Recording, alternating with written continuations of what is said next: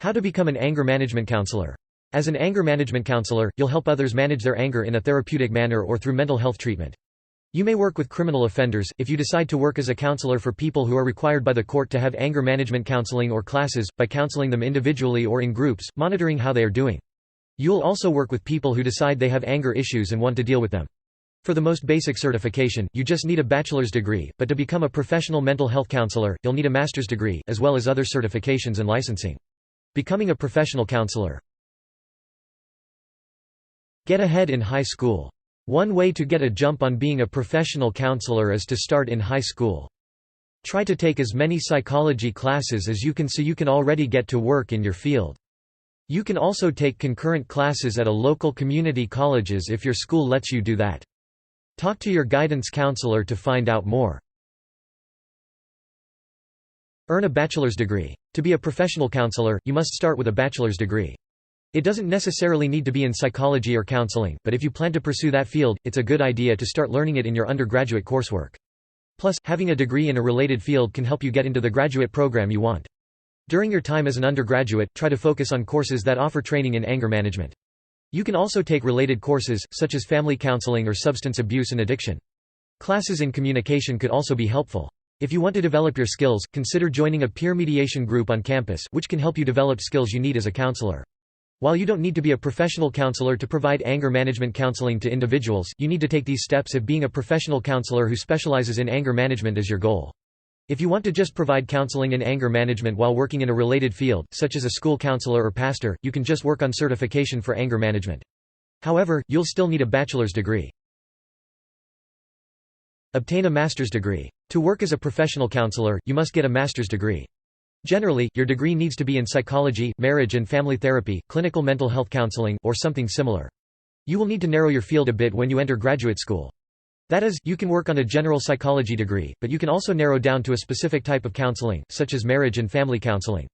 Which you choose depends on your own inclinations and desires. You can also find programs focused specifically on anger management.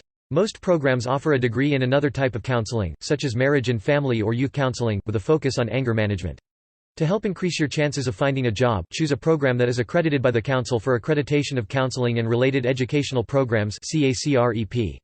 You can find a list of programs on the Council's website, or check on your school's website to see how it is accredited. 3. To increase your chances of finding a job, you may even want to pursue a doctorate in your field. Work on your post-graduation hours.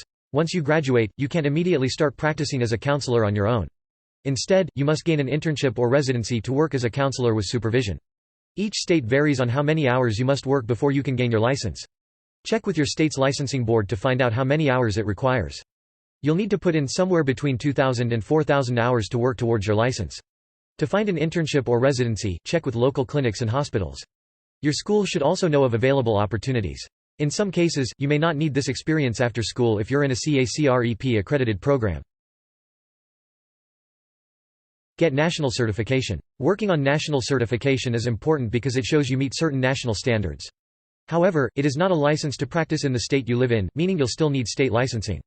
Nonetheless, national certification can sometimes help you get state licensing. The main step you need to take to become nationally certified is to take the national examination, the National Counselor Examination for Licensure and Certification (NCE). You can take this exam through the National Board for Certified Counselors (NBCC), the primary certification group in the United States. The website also provides prepping guides before you take the exam. The NCE is focused on assisting people with relationships, human development, diversity, career development, and assessment. It also covers how to conduct yourself professionally and ethically, as well as the ways you are able to counsel people and provide diagnosis. 6. Besides passing the examination, you need to meet the basic requirements for certification, starting with a master's degree and 3,000 hours of experience, with at least 100 of those supervised, though the experience may be waived if you completed a CACREP accredited master's degree. 7. To take the exam, you register with the site and sit the exam on a specific date. You will need 2 forms of ID when sitting the exam. You will know your score immediately after the exam, and you can retake the exam if you fail it. 8. A perfect score is 160 out of 200 questions, as 40 questions are used for field testing and do not count against you. 9. Become licensed with your state. Start by finding the licensing board for your state, which you can do through the directory on the NBCC website. The website or board for your state can give you more information on requirements specific to your state. For instance, in some states, you need to be approved by the board as a candidate. You may also need to pay a fee in addition to the exam you take. 11. In some states, the NCE will suffice for licensing. Other states require the National Clinical Mental Health Counseling Examination (NCMHCE), also administered by the NCCB. 12. The main difference is this test includes clinical simulations, 10 of them, where you must apply your knowledge, rather than just answering questions as you do in the NCE. In the simulations, you must choose one or multiple answers from a group of answers. 13.